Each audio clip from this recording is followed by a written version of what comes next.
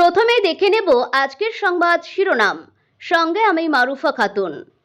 18তেই বড় আপডেট, আর 4 দিন পরই দিলীপ ঘোষ যোগ দিতে চলেছেন অবশেষে। যে হাতে পেন ধরেছে সে হাতেই উঠবে বোমা, নবান্নে হুঁশিয়ারি চাকরিহারা নেতার। ভিন রাজ্যের 1.5 কোটি মানুষ বাংলায় থাকেন, মন্ত্রীদের বড় নির্দেশ মমতার। রাজ্য জুড়ে 22 জেলায় ভারী বৃষ্টির সতর্কতা, বন্যা পরিস্থিতি তৈরির সম্ভাবনা। খেজুরিতে 2 জনের কিভাবে মৃত্যু, ময়নাতদন্তের রিপোর্ট পেয়ে খোলসা করল পুলিশ। পাঞ্চেত ও মাইথন জলাধার থেকে জল ছাড়া শুরু করল ডিভিসি, বন্যার আশঙ্কা বাংলার 4 জেলায়। এবার আসছি বিস্তারিত খবরে। অবশেষে সব জল্পনার অবসান। আগামী 18 জুলাই দুর্গাপুরে মোদির সভায় আমন্ত্রণ পেলেন একসময়ের দাপুটে বিজেপি নেতা দিলীপ ঘোষ। দুর্গাপুরের সভাতে দিলীপের থাকার আভাস আগেই দিয়েছিলেন রাজ্য বিজেপির নয়া সভাপতি শ্রমিক ভট্টাচার্য। এরই মধ্যে সোমবার দিলীপের কাছে পৌঁছে গেল আমন্ত্রণপত্র। অর্থাৎ বঙ্গ বিজেপিতে শ্রমিক যুগ শুরু হতেই দিলীপের সঙ্গে পদ্ম শিবিরের দূরত্ব কমছে বলেই মনে করা হচ্ছে। জানা গিয়েছে 17 তারিখ রাতেই দুর্গাপুরে পৌঁছে যাবেন দিলীপ। দিল্লিতে মিটিং। দিল্লিতে ইতিমধ্যে কেন্দ্রীয় নেতৃত্বের সাথে কথা বলে এসেছেন দিলীপ ঘোষ। প্রধানমন্ত্রীর আলিপুরদুয়ারের সভায় ও অমিত শাহের নেতাজি ইন্ডোরের সভায় উপস্থিত ছিলেন না তিনি। অবশেষে দুর্গাপুরের সভায় থাকবেন দিলীপ ঘোষ, সূত্রের খবর। দীঘায় জগন্নাথ মন্দিরে উদ্বোধনের দিন রাজ্য সরকারের আমন্ত্রণে সস্ত্রীক সেখানে গিয়েছিলেন বঙ্গ বিজেপির এই দাপুটে নেতা। সৌজন্যতা রক্ষা করতে গিয়ে রাজ্য নেতৃত্বের অনেকেই চক্ষুশূল হয়েছিলেন তিনি। এরই মধ্যে একের পর এক সভা সমিতিতে দিলীপের অনুপস্থিতিতে মনে করা হচ্ছিল বিজেপির সঙ্গে দূরত্ব বেড়েছে একসময়ের দাবাং নেতার। মাঝখানে তাঁর তৃণমূলে যোগ দেওয়ার সম্ভাবনা নিয়েও কানাঘুষো শোনা গিয়েছিল। দিলীপকেও এ নিয়ে একাধিকবার প্রশ্ন করা হলেও তিনি জল্পনা উস্কে রেখেছিলেন। কি জলও নেই, পোনাও নেই বলে বঙ্গ রাজনীতিতে জল্পনার নয়া সংজ্ঞা দিয়েছিলেন তিনি। এরই মধ্যে পদ্ম শিবিরের সাংগঠনিক রদবদল হয়, সভাপতি পদে নির্বাচিত হন শ্রমিক।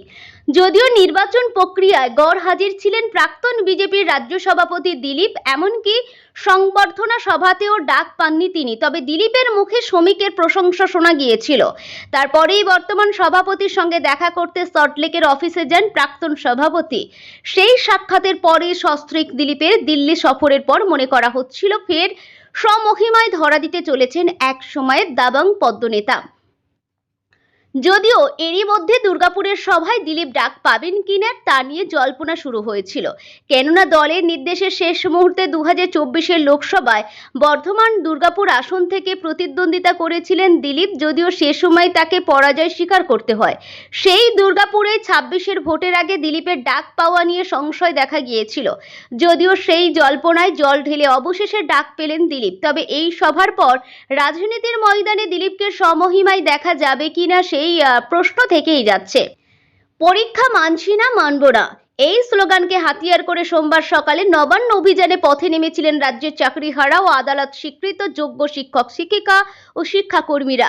ঘোষিত কর্মসূচি মেনেই হাওড়া ময়দান এলাকায় সকাল থেকেই জামায়াত শুরু হয়েছিল প্রবল বৃষ্টির মধ্যেও।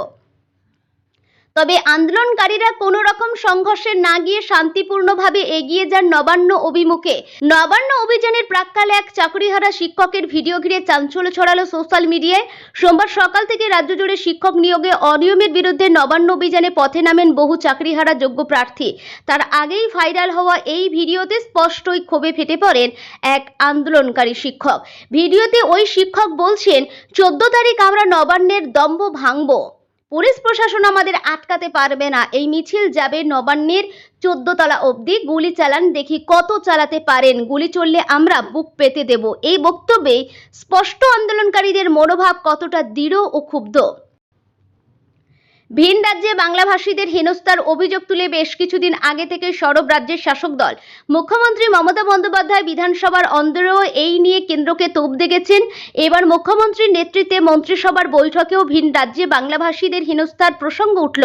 প্রশাসনিক সূত্রে খবর, এই নিয়ে সরব হওয়ার জন্য সব মন্ত্রীকে নির্দেশ দেন মমতা বন্দ্যোপাধ্যায়। জানা গিয়েছে, বৈঠকে মুখ্যমন্ত্রী বলেন, এই রাজ্যে 1.5 কোটি মানুষ বসবাস করেন। যারা ভিন রাজ্যের বাসিন্দা তারা নিরাপদেই বাংলায় বসবাস করেন। আর এ রাজ্যে রাজ্যের 22 লক্ষ মানুষ অন্যান্য রাজ্যে বসবাস করেন, তাদের কেন হেনস্থার শিকার হতে হচ্ছে এই নিয়ে প্রশ্ন তুলে সবাইকে রাস্তায় নেমে প্রতিবাদ করারও নির্দেশ দেন। সব মন্ত্রীকে নিজের এলাকায় প্রতিবাদ গড়ে তোলারও নির্দেশ দিয়েছেন মুখ্যমন্ত্রী। ভিন রাজ্যে বাংলায় কথা বললেই বাংলাদেশে পাঠিয়ে দেওয়া হচ্ছে বলে বেশ কিছুদিন ধরে সরব রাজ্যের শাসক দল ঘাসফুল শিবিরের দাবি, শুধুমাত্র বাঙালি বলে ভিন রাজ্যে টার্গেট করা হচ্ছে। দিল্লিতে বাংলাভাষী বেশ কয়েকজনকে আটক করা হয়েছে বলে অভিযোগ। এই প্রেক্ষিতে গতকাল দিল্লির বসন্তকুঞ্জ এলাকায় জয় হিন্দ কলোনিতে গিয়ে বাংলার নাগরিকদের সঙ্গে দেখা করেন তৃণমূলের প্রতিনিধিরা। বাঙালি অস্মিতায় শান দিয়ে বাংলা ভাষাকে অপমানের অভিযোগ তুলে আগামী 16 জুলাই কলকাতায় মিছিল করছে তৃণমূল। ওই মিছিলে থাকবেন মমতা। কলেজ স্কোয়ার থেকে ডোরিনা ক্রসিং পর্যন্ত হাঁটবেন মুখ্যমন্ত্রী। এবার মন্ত্রিসভার সব সদস্যকে নিজের এলাকায় এই ইস্যুতে সরব হতে বললেন মমতা। রাজনীতির কারবারিরা বলছেন, বিধানসভা নির্বাচনের আগে বাংলা ভাষীদের ভিন রাজ্যে হেনস্থা ইস্যুতে তৃণমূল যে আরও সরব হতে চলেছে তা স্পষ্ট। আলিপুর আবহাওয়া দপ্তরের খবর অনুযায়ী উত্তর বঙ্গোপসাগরে একটি নিম্নচাপ অবস্থান করছে। এই নিম্নচাপটি ওড়িশা, পশ্চিমবঙ্গ এবং বাংলাদেশের উপকূল জুড়ে বিস্তৃত। মধ্যপ্রদেশের নিম্নচাপ থেকে বঙ্গোপসাগরের এই নিম্নচাপ পর্যন্ত বিস্তৃত রয়েছে মৌসুমী অক্ষরেখা। এর প্রভাবে উপকূলবর্তী অঞ্চল এবং সংলগ্ন জেলাগুলিতে প্রবল বৃষ্টির সম্ভাবনা দেখা দিয়েছে। আজ কলকাতা সহ দক্ষিণবঙ্গের অন্যান্য জেলাগুলিতে ভারী থেকে অতি ভারী বৃষ্টির পূর্বাভাস রয়েছে। দক্ষিণবঙ্গে লাল সতর্কতা জারি। দক্ষিণ 24 পরগনা, পূর্ব পশ্চিম বর্ধমানে অতি ভারী বৃষ্টির জন্য মৌসুম ভবন লাল সতর্কতা জারি করেছে। কলকাতা, হাওড়া, হুগলি, উত্তর 24 পরগনা, নদিয়া, 2 মেদিনীপুর, বাঁকুড়া, পূর্ব বর্ধমান, ঝাড়গ্রাম এবং পুরুলিয়ায় বজ্রবিদ্যুৎ সহ ভারী বৃষ্টির পূর্বাভাস দেওয়া হয়েছে। 15, 16 ও 17 জুলাই এই 3 দিন দক্ষিণবঙ্গ জুড়ে ভারী বৃষ্টি অব্যাহত থাকবে। 18 জুলাই থেকে বৃষ্টির পরিমাণ কিছুটা কমতে পারে, তবে 20 জুলাই থেকে ফের বৃষ্টির সম্ভাবনা রয়েছে। উত্তরবঙ্গের আবহাওয়া 15 এবং 16 জুলাই দার্জিলিং, জলপাইগুড়ি, মালদা এবং উত্তর দিনাজপুর জেলায় ভারী বৃষ্টির সতর্কতা রয়েছে। 17 জুলাই থেকে বৃষ্টির পরিমাণ কমবে। এই সময় পার্বত্য এলাকায় ধস নামার সম্ভাবনা রয়েছে। 20 জুলাই থেকে আবারও বৃষ্টিপাতের সম্ভাবনা রয়েছে। সমুদ্র উত্তাল, মৎস্যজীবীদের নিষেধাজ্ঞা। নিম্নচাপের কারণে সমুদ্র উত্তাল থাকবে। আগামী 24 ঘন্টায় বাংলা ও ওড়িশার মৎস্যজীবীদের সমুদ্রে যেতে নিষেধ করা হয়েছে। উত্তর ও দক্ষিণ উভয় বঙ্গে আপাতত 17 জুলাই পর্যন্ত ভারী বৃষ্টি চলবে। আবহাওয়াবিদরা সতর্ক করেছেন যে নদীর জলস্তর বৃদ্ধি পেতে পারে এবং নিচু এলাকা প্লাবিত হতে পারে। যদি নিম্নচাপ আরও ঘনীভূত হয় এবং ডিভিসি জল ছাড়া অব্যাহত থাকে, তবে দক্ষিণবঙ্গের বহু জেলায় বন্যার পরিস্থিতি তৈরি হতে পারে। খেজুরিতে মেলা দেখতে গিয়ে 2 জনের মৃত্যুতে খুনের অভিযোগ করেছে পরিবার। আজ খেজুরি বন্ধের ডাক দিয়েছিল বিজেপি, কিন্তু এদিন ময়নাতদন্তের রিপোর্ট পাওয়ার পর পুলিশ জানালো বিদ্যুৎপৃষ্ট হয়ে সুজিত দাস এবং সুধীর পাইক নামে ওই 2 জনের মৃত্যু হয়েছে। তবে পরিবারের অভিযোগের ভিত্তিতে তদন্ত হচ্ছে বলে জানালেন কাঁথি গ্রামীণ অতিরিক্ত পুলিশ সুপার শুভেন্দ্র কুমার।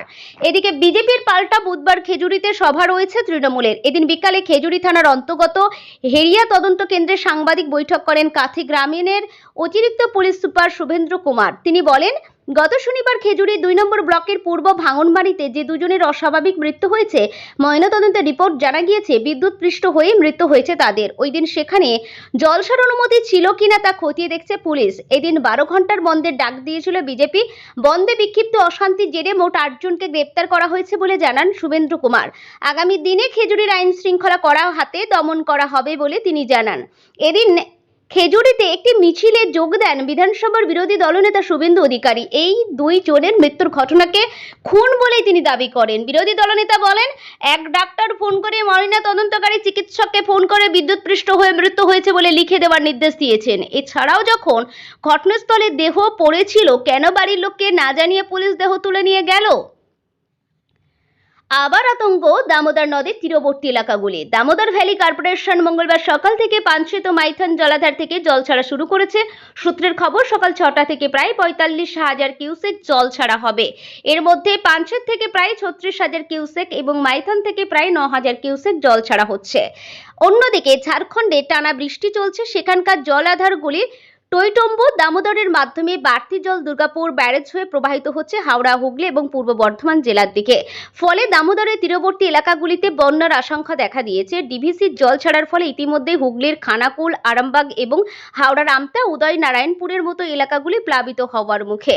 রাজ্যের সেচ দপ্তরের তরফে সংশ্লিষ্ট এলাকাগুলির বাসিন্দাদের সতর্ক থাকতে বলা হয়েছে। সেচ দপ্তরের এক্সিকিউটিভ ইঞ্জিনিয়াররা জানিয়েছেন, দুর্গাপুর ব্যারেজ জলের চাপ বাড়লে সেখান থেকেও জল ছাড়ার পরিমাণ বাড়তে পারে, ফলে পরিস্থিতি আরো জটিল হতে পারে। অন্যদিকে ডিবিসি সূত্রে খবর, ঝাড়খণ্ডের হাজারিবাগ, ধানবাদ, বোকারো সহ উচ্চ দামোদর উপত্যকায় টানা বৃষ্টির কারণে পাঞ্চেত মাইথান জলাধারে জলের স্তর বেড়েছে। ওই অতিরিক্ত জল নিয়ন্ত্রণের জন্য জল ছাড়ার সিদ্ধান্ত নেওয়া হয়েছে। এরই মধ্যে মুখ্যমন্ত্রী মমতা বন্দ্যোপাধ্যায় 10টি জেলায় প্রশাসনকে পরিস্থিতির উপর নজর রাখার নির্দেশ দিয়েছেন। ইতিমধ্যে প্লাবিত এলাকাগুলিতে ত্রাণ ও উদ্ধার কার্য পরিচালনার জন্য প্রশাসনকে সক্রিয় করা হয়েছে। হাওড়া, হুগলি এবং পূর্ব বর্ধমানের নিম্নচাপের বাসিন্দাদের নিরাপদ স্থানে সরিয়ে নেওয়ার প্রক্রিয়া শুরু হয়ে গিয়েছে। তবে ডিবিসির জল ছাড়া নিয়ে কয়েকদিন ধরে বিতর্ক চলছে। রাজ্য সরকারের সঙ্গে আগাম আলোচনা না করে জল ছাড়া হয়েছে বলে অভিযোগ উঠেছে। আগে মুখ্যমন্ত্রী ডিবিসির একতরফা জল ছাড়ার সমালোচনা করেছেন। ডিবিসি ছাড়া জলে বন্যাকে মানুষের তৈরি বন্যা বলে অভিহিত করেন তিনি। পাল্টা ডিবিসি কর্তৃপক্ষ জানিয়েছেন, তারা জল ছাড়ার জন্য যে নির্দেশ পান সেটুকুই জল ছাড়েন, আর এই নির্দেশ দেয় জল ছাড়ার জন্য যে কমিটি রয়েছে তারা। ওই কমিটিতে রয়েছেন পশ্চিমবঙ্গ সরকার, ঝাড়খণ্ড সরকার এবং ডিবিসি কর্তৃপক্ষ সহ কেন্দ্রীয় ওয়াটার কমিশনের প্রতিনিধিরা। জলাধারের জল এবং বৃষ্টিপাতের পরিমাণ দেখে কমিটি বিচার করে সিদ্ধান্ত নেয় যে কতটা জল ছাড়া উচিত। সেই সিদ্ধান্তের কথা ডিবিসিকে জানালে তারা নির্দেশ মাফিক কাজ করবে। তাই দোষারোপ অযৌক্তিক।